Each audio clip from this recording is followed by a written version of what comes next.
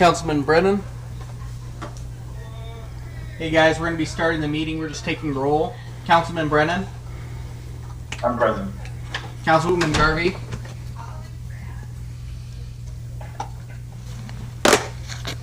Councilwoman Garvey, you are present, correct? We'll see if she responds. Councilman McCain. Let it be known Councilman McCain is off tonight. Not here. Mayor Sykes. Mayor Sykes is also not present. Can you hear me? I can see you. Yes, we can hear you now. Can you hear us, Councilwoman?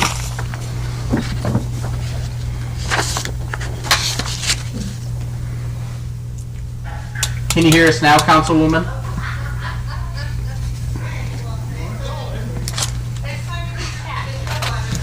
Councilman Stokes. Present. Okay.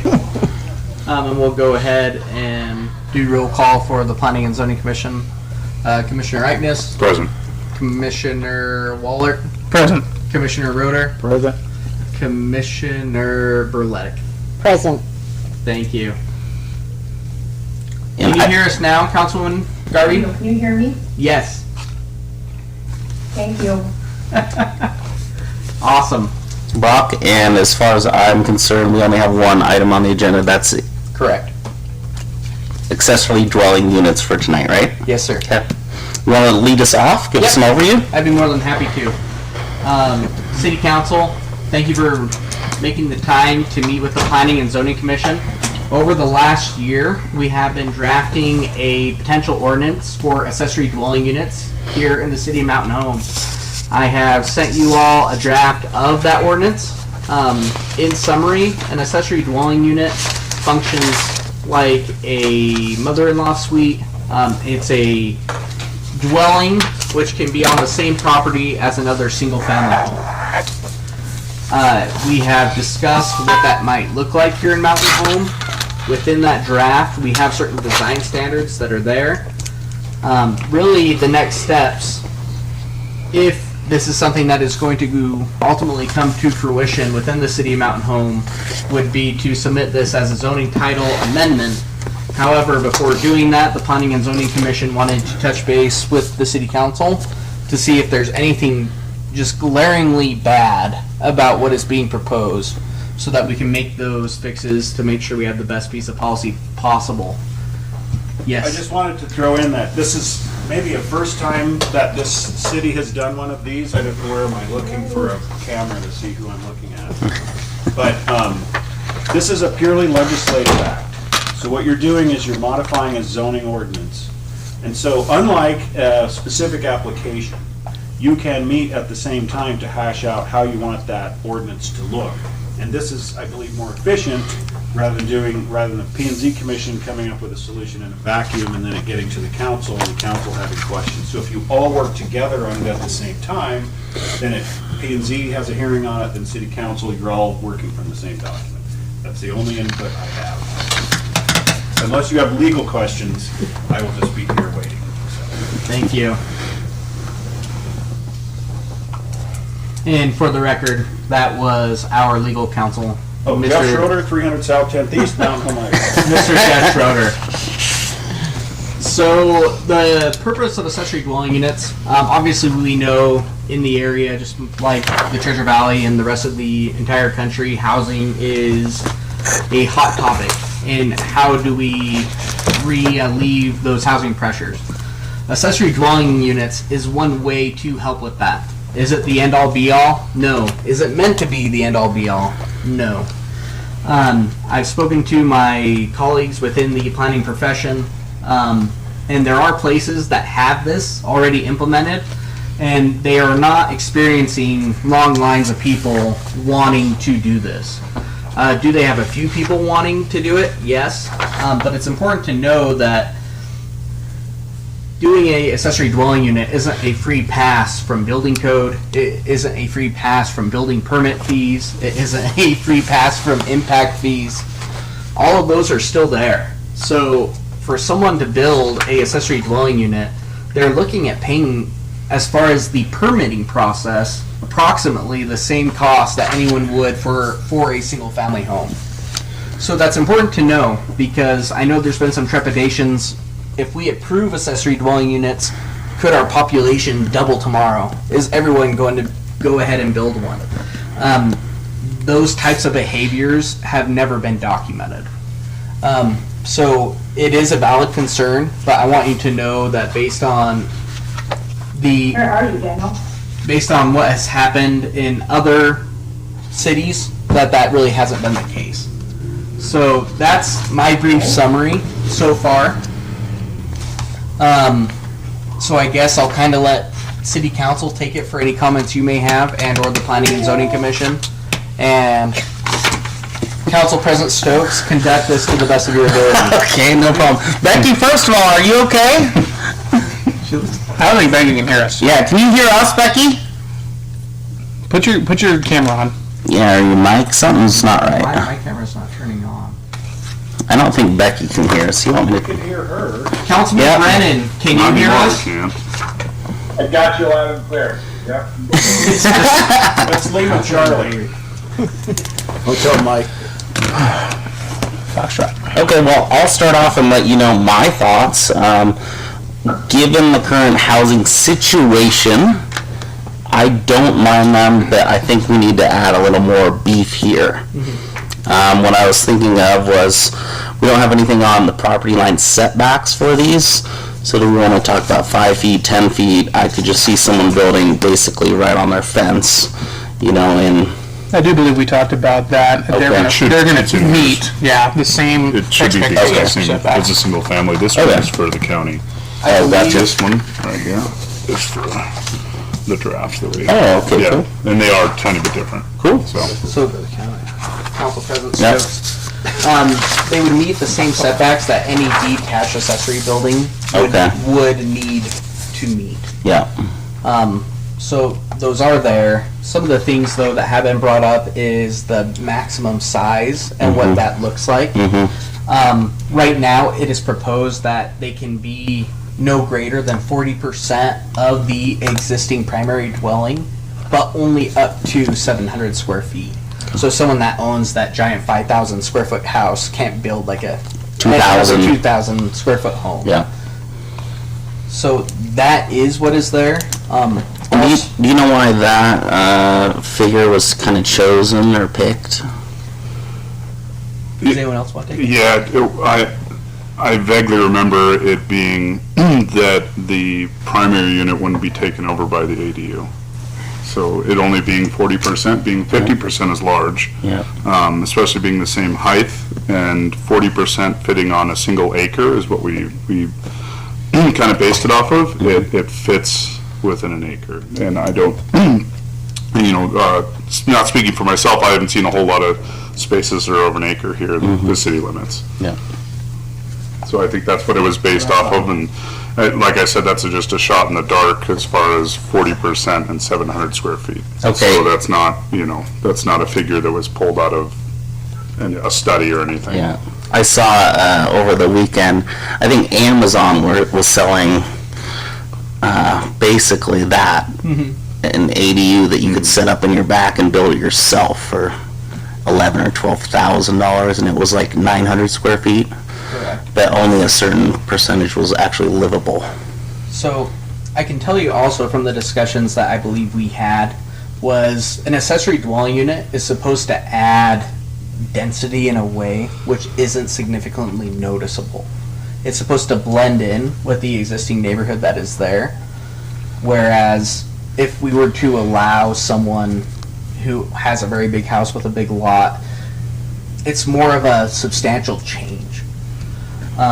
Other things that were discussed in a lot of detail from what I remember was we want to limit the impact that parking for this has on people.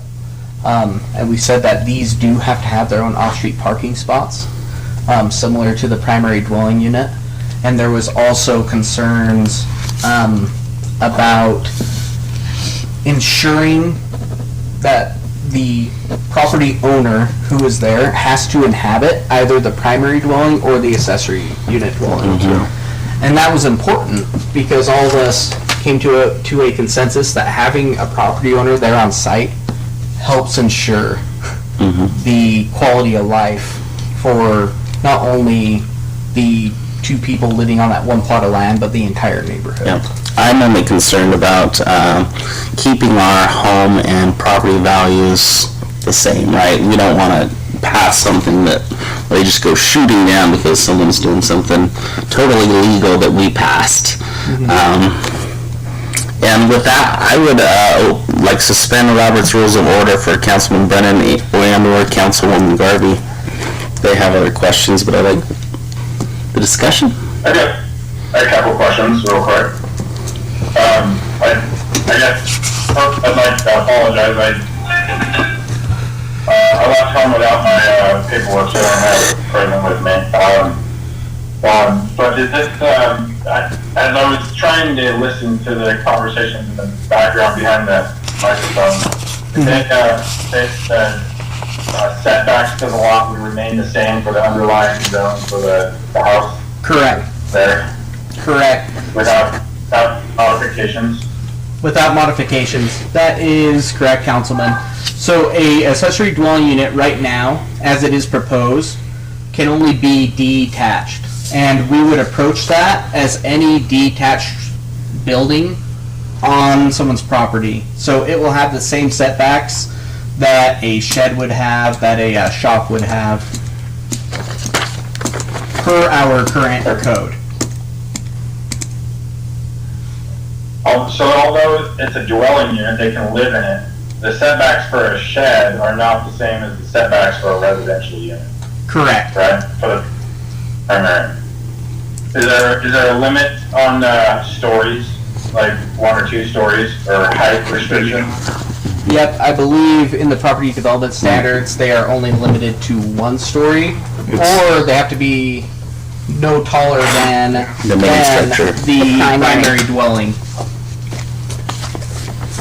So a single-family home couldn't have a 2-story ADU, but a 2-story ADU could have a 2-story ADU with how it is written right now. I totally don't like that. For an accessory, I don't think an accessory should be any bigger than 1 story.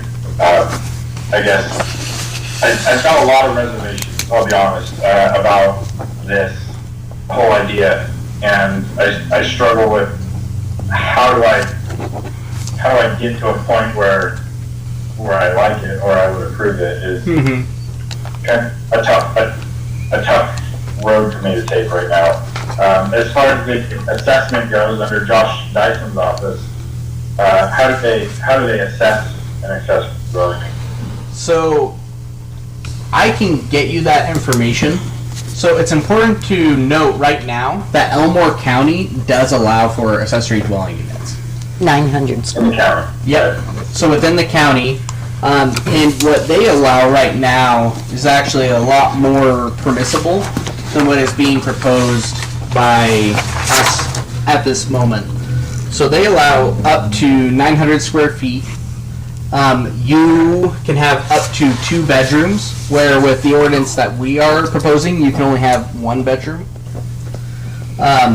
So what I can try to do, Councilman Brennan, is get with Josh Dyson and ask him how have those properties that have accessory dwelling units been assessed. If I might. And we also have something from Mr. Schroeder. I believe, Councilman Brennan, that they would be assessed as a residential, residential improvement, so improvement residential and non-owner occupied. So that portion of it would be assessed as a non-owner occupied dwelling. So let's say the property owner lived in the main residence, the main dwelling, and then had an accessory dwelling unit. The main dwelling would be assessed as residential and then eligible for whatever homeowner's exemption, and then the accessory dwelling unit would be assessed as residential, full value, and no exemption. So it'd be, that's what I believe. We can confirm that with Josh, but I'm pretty sure that's the case. Thank you. Has a separate address too, which I think is, Yeah. all that kind of stuff is. Important. Brock, can I ask a quick question about this? Yes. Yeah. Why do we want the utilities separate? Like, I was just kind of curious, just so they're on a different bill cycle? Yes. So it was to ensure that the impact would be the same as any other single-family home. Okay, would it be, one EDU then? Correct. For that ADU?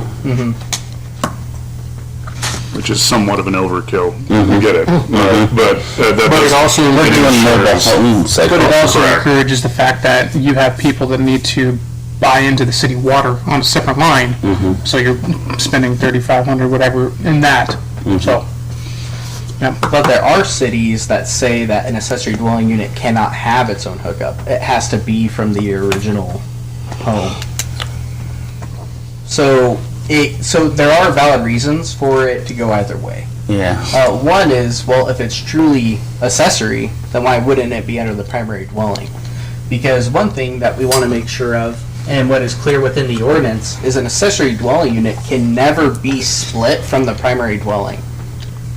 Because then it's not an accessory, then it's a single family home.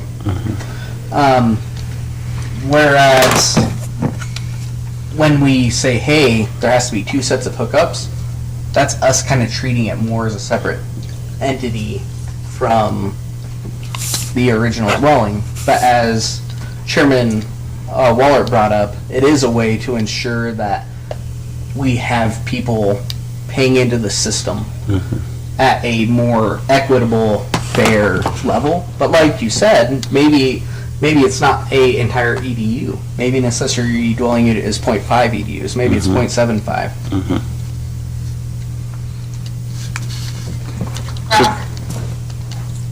Yes, Councilwoman? First of all, I want to apologize to Daniel and you guys. I didn't realize, I couldn't hear you guys. I thought I was connected. I'm so sorry. Yep, no worries. And I apologize if I may have missed this portion of the conversation because I thought I was listening. Was there any discussion of who or how it will look like, who's going to monitor that these are actually being occupied by owner-occupied and not just becoming a rental property? So we're able to monitor that these are owner occupied based on their taxes. So the homeowner's exemption is how we are able to monitor that this is being lived in by the actual occupant of that primary dwelling and or accessory dwelling. So I'm going to assume that then the county is going to monitor that because we don't monitor homeowner exemptions, the county does. But what we are able to do is at the time of building oh, sorry. Go ahead, Councilman. I kind of with Becky on that. That doesn't really make any sense, the answer you provided with monitoring. So Is it clear that So I guess my question is this, so what will it look like? Because obviously, a homeowner can't occupy two homes, right? They're gonna occupy one house, and then they're gonna have an ADU behind them, of which they may or may not rent to grandma, but grandma still, even though it's on one property, it's still a rental. It still becomes a business asset in a sense.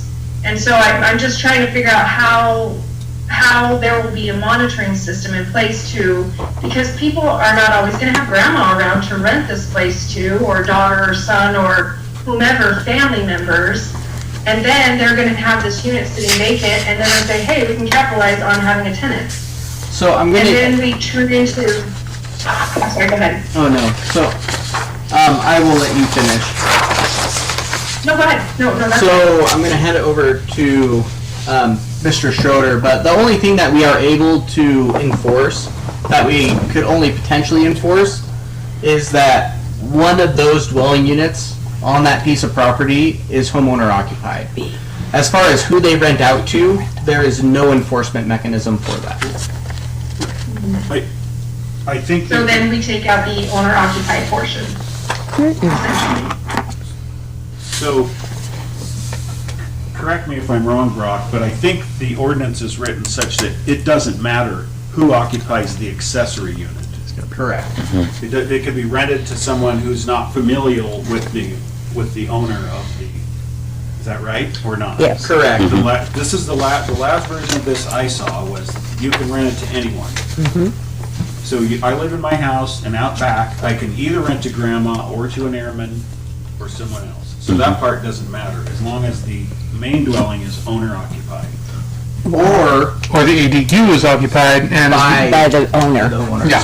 Oh, okay, yes, I see that One or now, the I just other. went back to that, okay. and how we can police that, and I can try to get the finer details, is the homeowner tax exemption.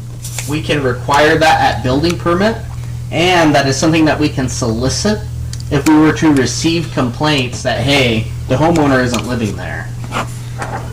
But I can look into how other municipalities, because I know other municipalities have that within their ordinance. So, okay, so let me ask you, if the homeowner moves and he rents his primary residence and he has an ADU on the property, where are we gonna enforce that neither of them get rented out? I mean, I have rentals all the time that become rentals, and so I feel like we don't wanna make an ordinance that we can't enforce, because I have a lot of owners that keep their properties, move out, and they now have an ADU on the property. Are we gonna require them to take the ADU down? Are we gonna require it to remain vacant? So really how everything is geared and how it is proposed, and I'm not saying that it is the right way, but it's very much complaint based. So what the ordinance... We know how that goes. Yeah, we do know how that goes. But if I was to play devil's advocate, let's say hypothetically that there was that situation where the homeowner moved, and we do have potentially two renters, one living in the ADU and one living in the primary dwelling. But they're living in such a harmonious fashion that there's no complaints and there's nothing bad happening. Is that the most terrible thing? And I totally get you. Councilwoman. Well, then why do we have the ordinance at all? When it comes to what I have seen to local governance, is sometimes the best policy answer is we want to have tools to ensure that if there was the situation where there were complaints, where it is no longer harmonious, that we have the tools to stop that behavior. But it is not, you are totally correct, it is not foolproof in stopping that one situation where someone potentially leaves. Yeah. Brock, what about like all the neighbors? Like, I understand like this could be a total rewrite that allows a homeowner to do this. A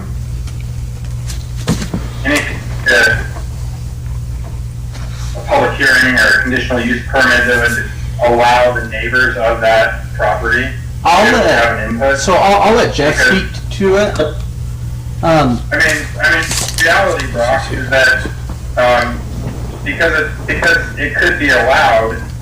Now my neighbor puts in an ADU where there's a window now 5 feet from my property line rather than the primary residential setbacks of being back a ways and having a yard between it and whatnot. So I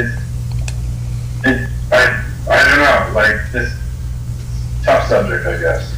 It is, and what I would recommend in that, so to me, and I could be totally wrong, and I'm interested in what Councilman Stokes has to say, what the rest of the commissioners have to say, but I think having this item as a conditional use permit would be extremely hairy.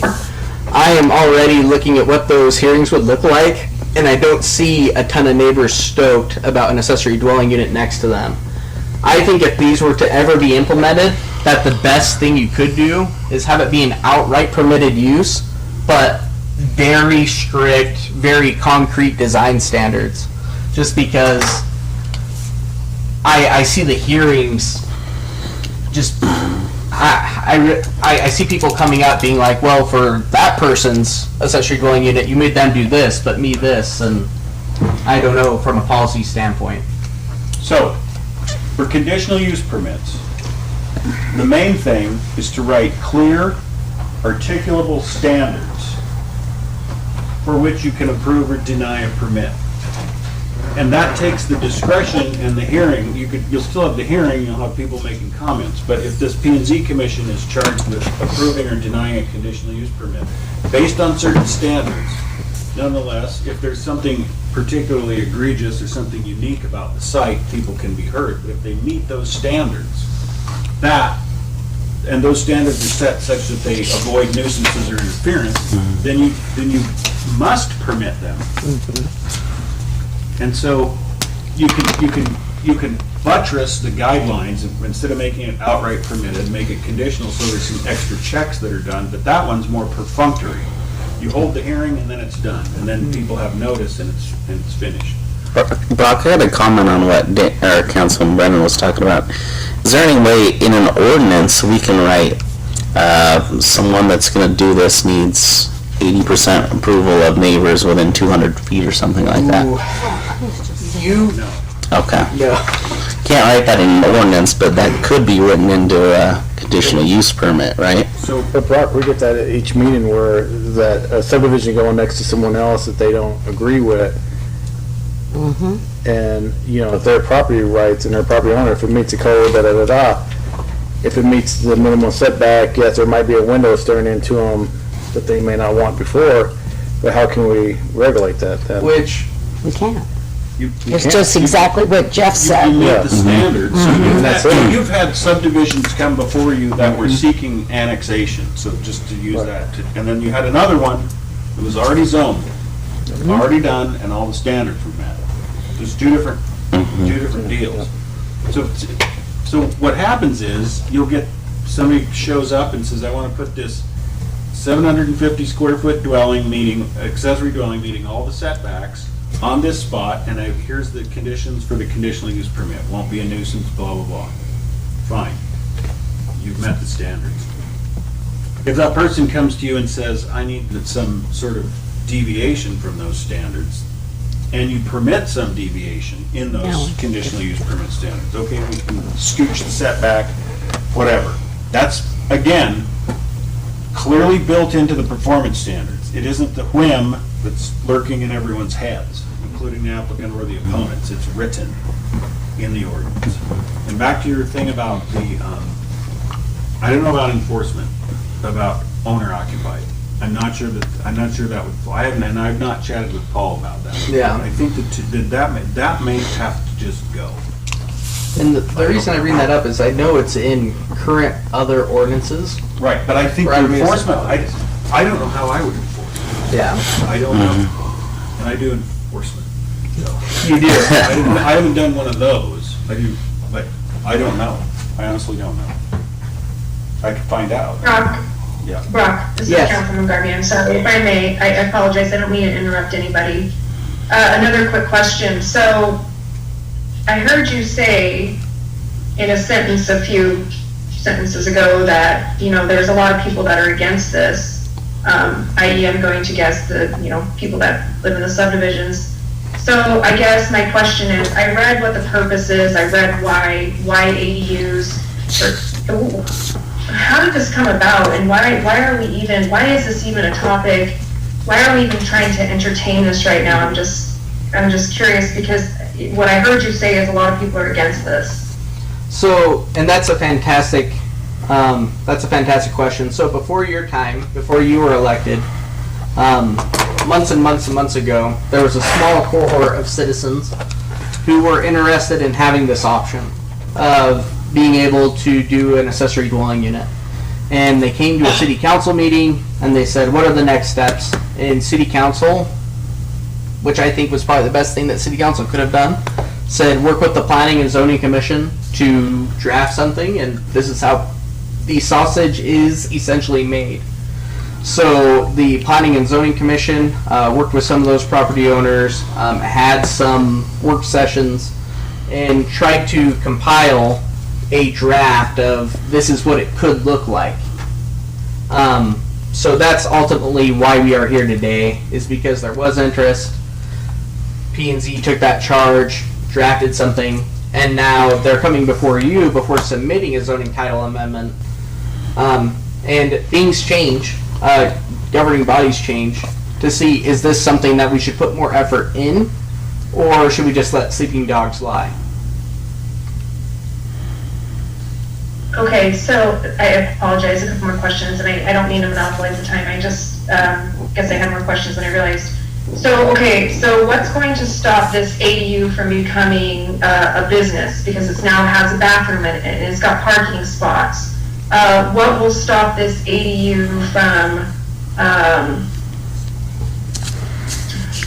don't know, do you see where I'm going with this? So as far as being a business, the underlying zoning should stop that. So in each zoning district, there are allowed uses. Well, and you would say that about anything, though, you should.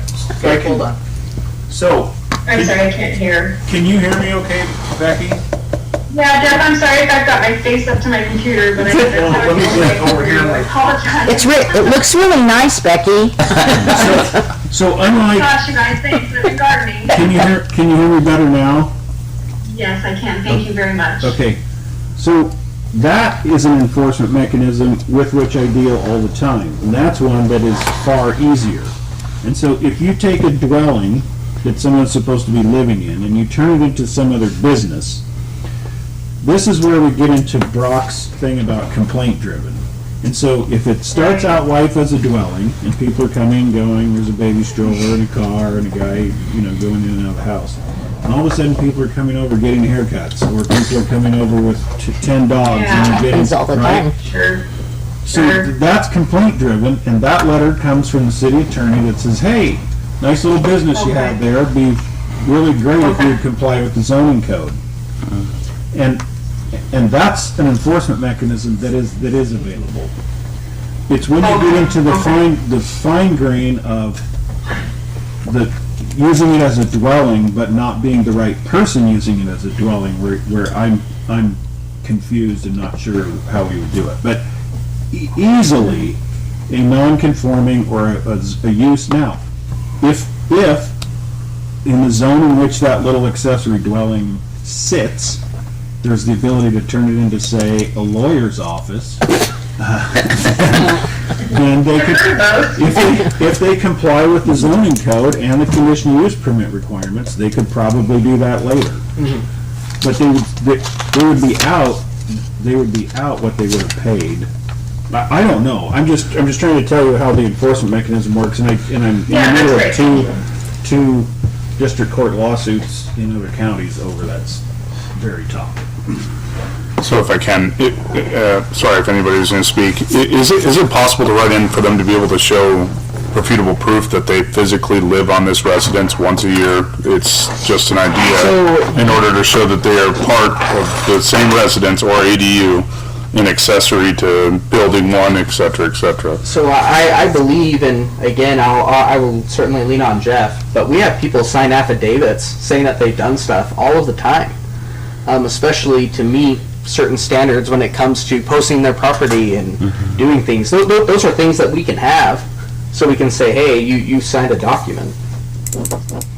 But I don't know what you do when they don't, in that one narrow instance. which in the instance that we don't have that signed. Which for non-conforming ones, we wouldn't have it signed, but I would say if this was to become ordinance, that we could say that that's part of the application. That you will sign a document, you as owner of that property, that you will abide by X, Y, and Z. Some other... Does that transfer to the next owner? Yes. Yes. It runs with the property. I'm not saying that's a good idea, it's just Yeah. something that I thought could be implemented in order to appease the ownership. And what's the consequences if they don't follow through with the affidavit? It just gives us another piece when it comes to time to enforce. Legality. Again, that I would have to look at in more detail. I would suggest the safer route is to consider this without an owner occupancy requirement. And see if that's something. The safer Would we route be would be infringing to on private property owner rights? well, I don't know, yeah, I'm with Earl. I don't know about the owner-occupied aspect of it going on to, I don't know that you can do it anywhere. Do we have subdivisions that are required to be owner-occupied anywhere in the city? We'll have No, one. not at this moment. So I don't know how you would, I'm not saying you can't, I just struggle with, first of all, how you would define it and implement it, and secondly, how you would later enforce it. So, to me, it would be easier. So let's say we had a new subdivision come to Mountain Home. And this would probably be the best example of it. So, I believe if someone in a new subdivision, in a new development, if they were to do a planned unit development and they wanted to allow accessory dwelling units and have it in their CC&R standards, that would be one way of implementing it. But that's not something that... But not with accessories. Let's just skip let's just say there's a subdivision of 10 homes, 10 single-family homes. And we make a new zone that says H, RH. And we're going to make a zone that says only owners can occupy these homes. I don't think we want to do that. Well, you could. not where we want to. I don't know if we could. And even if we could, I don't know how you would then enforce that. Are you going to go to the house and say, are you Bob Smith as the property owner? No, I'm June. Okay.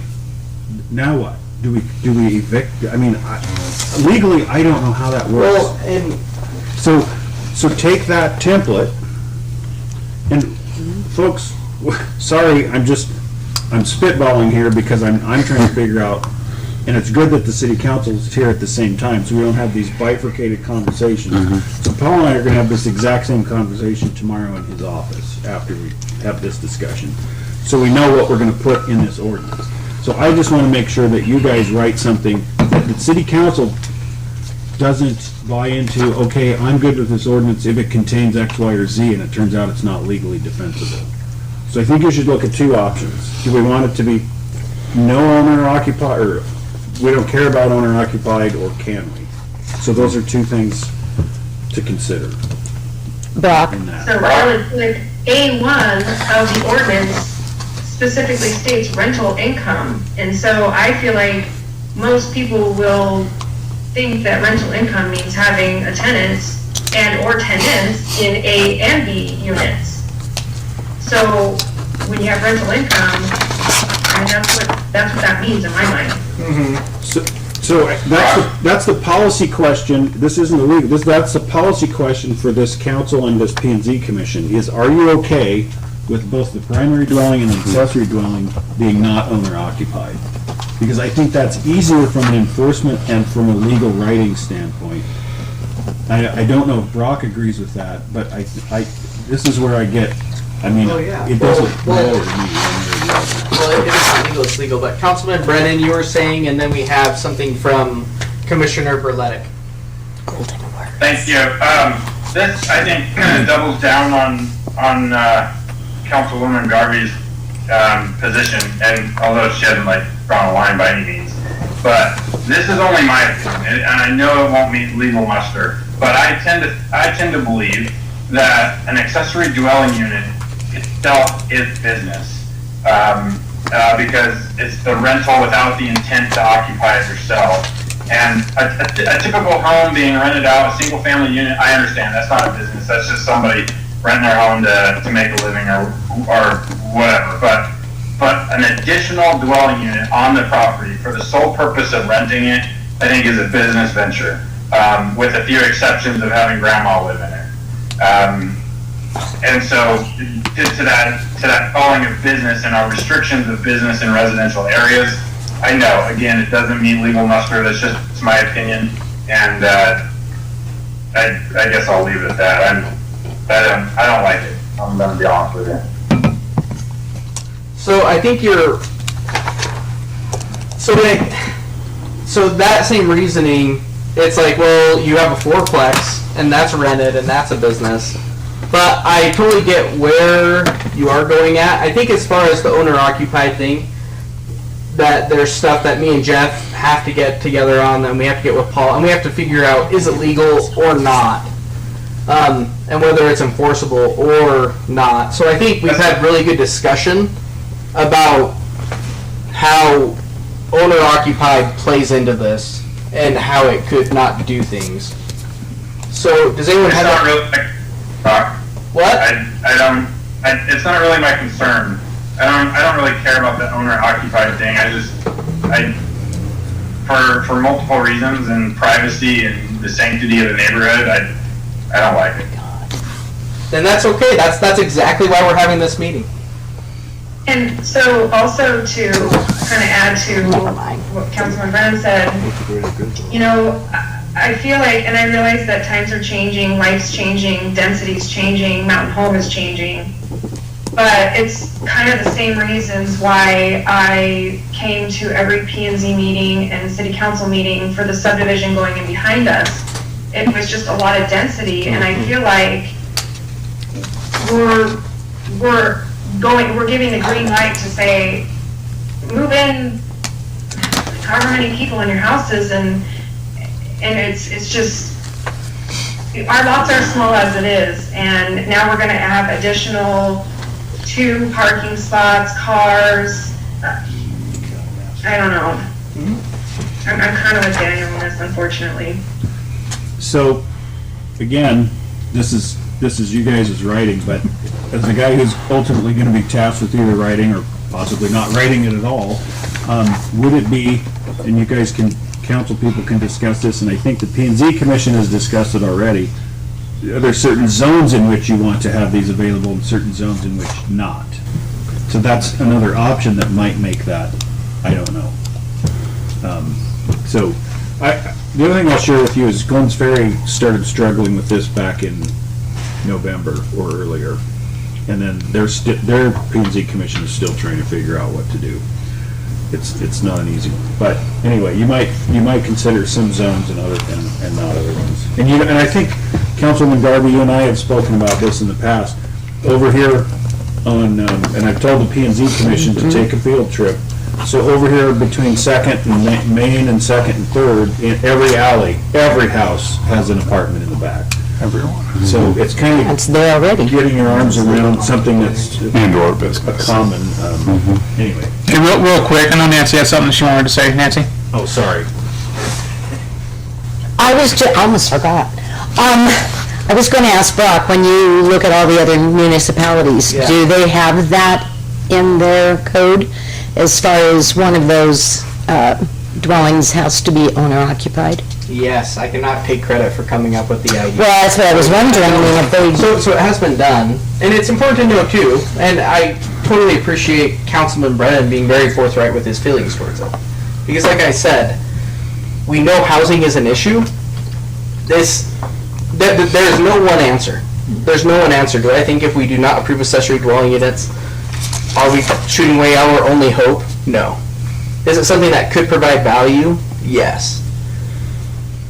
So what we're doing here is excellent. And so know that it's totally fine to disagree. Totally fine, and it's welcome. Now, if you can disagree and find a solution of how something better could work, would I prefer that? Always. Would I love that? But right now, we're just making sausage, and we're filtering through things. So I would love to kind of jump off where Mr. Schroeder was, well, are there potentially areas within Mountain Home where this would probably be more harmonious than other areas? Do we currently have areas within our city where adding density like this would be more appropriate? And I guess I'm throwing that at first our wonderful city council members who are here, and then to the Planning and Zoning Commission. Brock, I'll throw out my 2 cents really quickly. I think maybe R3s and R4s might be just a great starting point for something like this. To me, that's the 2 zones that... Let me jump in on that. Knowing that R3 and R4s are zones smaller than R2s and R1s, we have a problem then when we come to the density and setbacks and the amount of space on that property. So if I'm zoned in R3 and I have a 1/4 acre lot and my home meets all the setbacks and I have an 11 to 1200 square foot home, might not even be able to put an accessory dwelling unit on there. So now I'm limiting the opportunity because of my space on my property that I don't have. When you asked that question, I immediately went with, well, you got R1s and R2s that have bigger lot spaces, but now you're talking about historical and more natural established neighborhoods, which now you're getting into where I believe Councilwoman Garvey's talking about. You're bucking into some density issues that I think, because of those original settings, they were meant to not be that busy. That's just me. And I love that. And yeah, Councilman. Hey, I just want to say thank you to Chairman Wallert there. Those comments ring close here to home, right? Because the selective picking of a residential zone to set this in, it just feels discriminatory on its face. And this is just an example, I mean nothing personal by it, but by Councilman Stokes selecting R3 and R4 where I live, and not selecting an R2 where he lives, or maybe Councilwoman Garvey lives, you're discriminating against my property and protecting your own.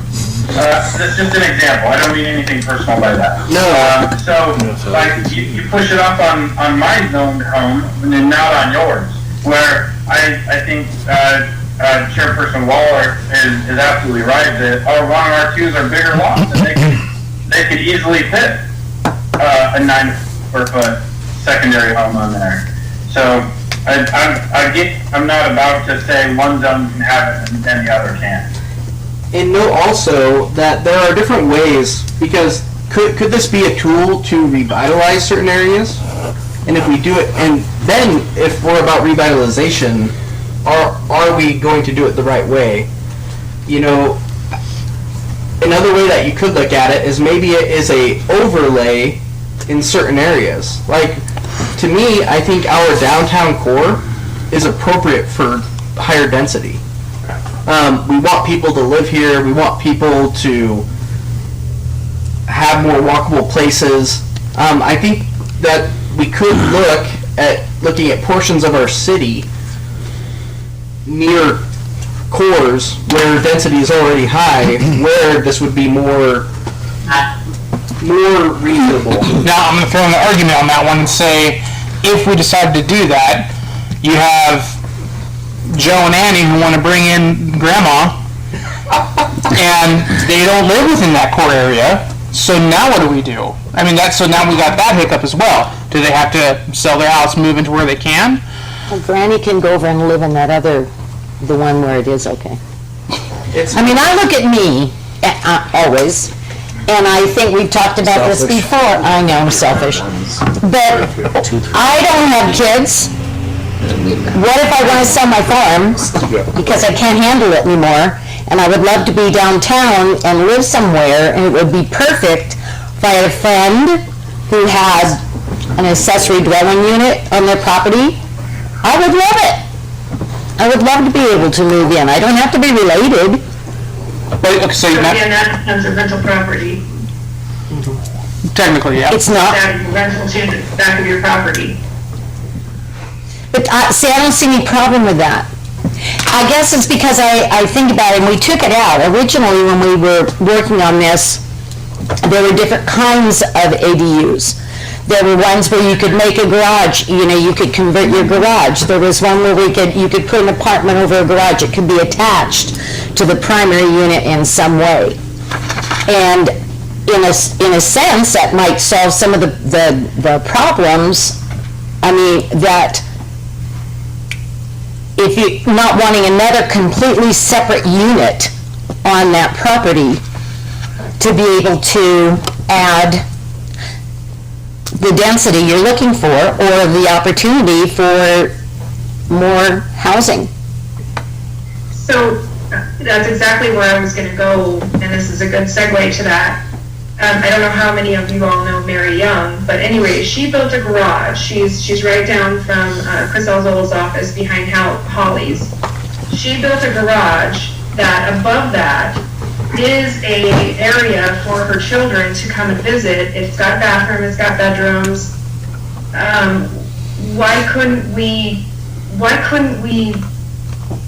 put it more something like a garage with a above unit, or even if you want to do a single-story garage, so that it's more harmonious with the property, more kind of like something that should have been there, a garage, an extra garage, instead of an extra house. Councilwoman Garvey, I And think, drive by it, it's beautiful.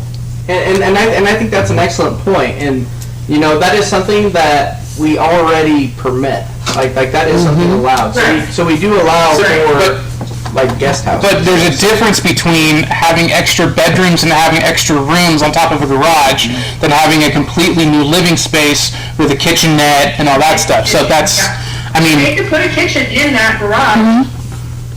There, Becky, I don't know if you know, on the south side of the city, and they're fairly new developments, I mean, I've been over there, I know of at least one house that has, like, the basement of the house is totally self-contained. And then the living quarters upstairs, so there's a whole, basically an apartment downstairs in the basement, has a kitchen, has a bath, has a dining room, bedrooms, the whole thing.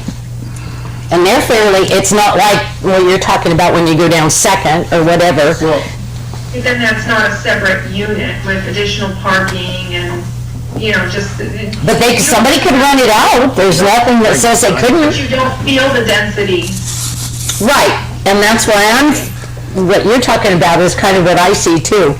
In my mind, I see somebody in a detached garage, and above it is separate dwelling unit. I mean, basically, and it's not taking any more room on property, it's just whatever. Can I? Yeah. So, along the lines of that, Councilwoman Garvey, is, I think, is Mary's garage, it's a detached one as well, isn't it? I think it is. Yeah. Yeah, so that neighborhood and the one I was talking about over here, they were all developed at a time when they built detached garages. And so that was, I think that was part of the intent of the ordinance, was to embrace that, the conversion of future ones of those, in addition to embrace the ones that already exist. Yeah, I used to live there. Just another thought versus the little detached Yeah. house. My thought, guys, is that just because it exists within our community doesn't mean that we do an outright permitted use of it moving forward. You know, maybe it's a non-conforming use now to the residential zone, but we can't, what's in the past, but moving forward is, I think, what we need to pay attention to. So, I want to make sure that we're cognizant of everyone's time, and I promised a lot of people that we were going to keep it to an hour, so we have about 7 more minutes. So, what I'm going to ask, and I'm extremely appreciative of everyone being forthright, because that's how we're just most effective. So, I think I kind of understand where Councilman Brennan stands, and tell me if I'm putting words in your mouth, Councilman, but you don't believe that this is the best tool at this time, correct? When it comes to adding housing. I don't think it's the best tool at any time. At any time, and that's okay. We've already approved a whole lot of residential units, and by the way, I feel like you're trying to sell it to us, is that this is a great tool to bring in, you know, to help people. No, I don't think that this will be a drop in the bucket to help anybody, but all the other neighborhoods and higher impact, or sorry, higher density developments that we've approved is going to be the helping factor. So I'm against it. And that's okay. And I hope you feel like I'm not trying to sell you anything. Let's go Councilman Stokes and kind of Councilwoman Garvey. We kind of heard your thoughts. Is this something that we should explore further, or is it something we should just kind of put on the shelf for now? I believe it could be a viable option. I might even expand my thoughts, Councilman Brennan, to include R2. I realize we barely have any R1. That's our smallest, and that is the most historic kind of city imprint. I would imagine, though, I would like these a little bit stronger design standards. The way it's written, I think I could put a 800 square foot bright pink house in the middle of my neighborhood, right? And that probably wouldn't look that good. So I think it's a viable solution, or could be used as a tool to help some of our citizens. Councilman Garvey, any final thoughts?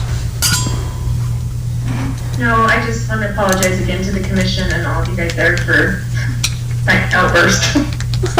Zoom, I'm learning Zoom. I should have been there. Now you look ready if you get a ticket.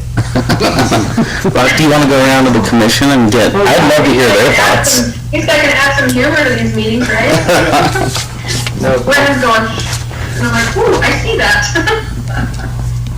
All right. And we'll just kind of Thank go you, down. thank you guys for your work with this. Anyway, you heard my thoughts. Just going down the line here, I think you guys, for lack of a better term, dismantled it pretty well for me to understand. I was on the fence either way, to be honest. It's good to hear multiple different points of views, definitely from the councilman and councilwoman. I am 50-50. I think it could be used as a tool. I think that Councilman Brennan brings up some really good points, so does Councilwoman Garvey and Council Stokes. No comment. I think it's good stuff to work off of now. We can at least draft something that'll be somewhat more palatable and see where we can go from there, and at least give it, the old second strike, if you will. I was kind of the same with you. I was more 50-50. I love hearing everybody else's comments on it. I'm leaning more towards I don't know if this is the appropriate time in our development as a city to consider an ADU, personally. I think there is a lot of things that are happening in this city with growth and with density, with residential, that I don't know if this is something we should be tackling at the moment. It doesn't mean it can't come back later, but I don't feel like this is a good quality time spent on something that, the more I hear of it, comes with more problems than things that are going to be good for our city. I don't think it's something that we need to take off the table completely, but maybe shelve it for a while and allow these residential developments that we currently have going in to grow and see where we're at from there.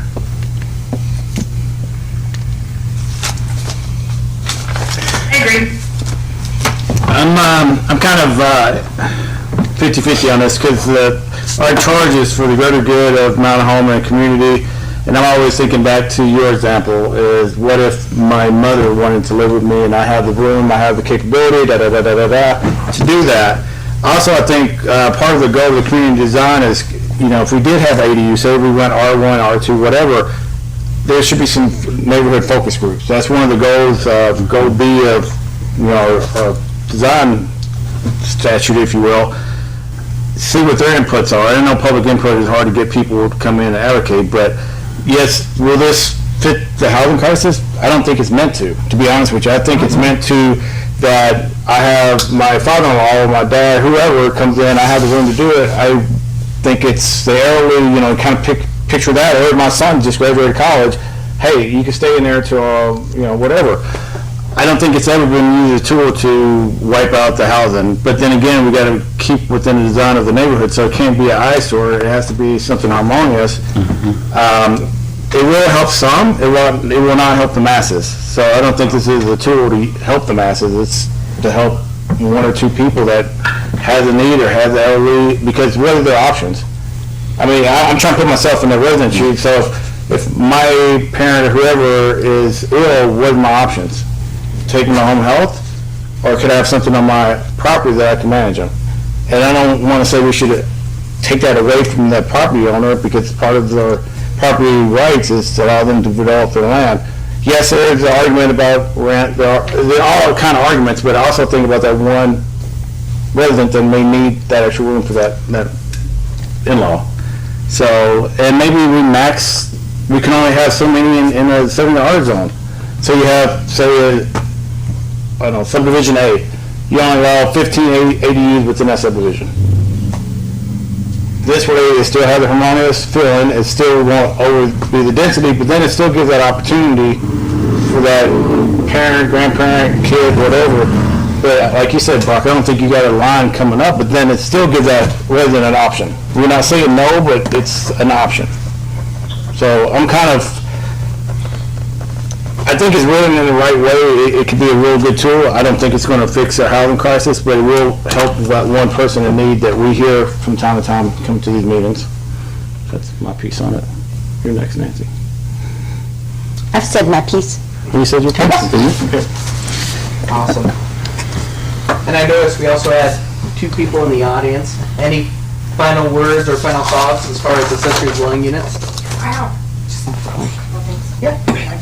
Do I need to sign in? Nope. So you all know me. Yes, Councilman? Sorry. Just based on those final comments, I'd like to add my final 2 cents is that, everybody has property rights, even the people that don't want to build these on their property. I have the right to not have a window 5 feet off my fence line when I'm in a specifically designed R zone that already has standards set to it.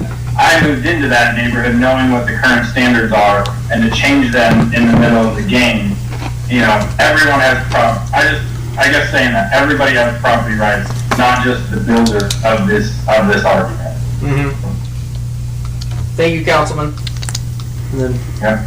So Misty Pierce, I live over in the Donna subdivision, Mountain Home 2. I missed the meeting. I didn't see that it started at 5, so I apologize for coming in late, but better late than never. I was just curious if you guys came up with a number on the square footage on these? so what was proposed was 40%, it can't be no greater than 40% of the primary dwelling, Okay, but the limit was at 700 square feet. okay. So if you're gonna put a limit on this, on 700, why are we building houses smaller than that? Like, for example, the LaBelle, they didn't even come to 550, 600. So I was just curious why you're allowing a mother-in-law suite to be larger than a single-family home. No, good point. And you're paying way more than what the mother-in-law suite probably would be worth. So that's my only question. So, No, thank you. good point. Very good point. Anything else? Question comes to mind. Bill Van Handel, appreciate the opportunity just to, actually I came for one reason only, was to see how the process worked and, what the discussion was. I'm new to the discussion, so I'll make this very brief. But I hear the different opinions, and one thing that I'd like to just interject, and that would be abuse of the process. Is the number of people in these units going to be limited? And just, that needs to be part of any discussion, but we've been focusing, the way I can see it, on accommodating, which is noble, etc., but also the abuse of the whole concept. And then we get into enforcement, but, and once it gets into this area, I can understand Councilman Brennan's point of, this isn't what I, in an individual setting, this isn't what I bought into. This isn't what I invested my heart and soul and income, etc., or for my family, with standards and setbacks being questioned. But anyway, it's just something that comes to mind listening to the discussion. And I would encourage a full-blown discussion of the shortcomings, or plan on it. There will be abusive. I can see, hey, I got another family, or be it an extended family, that they'd like to have a place to land.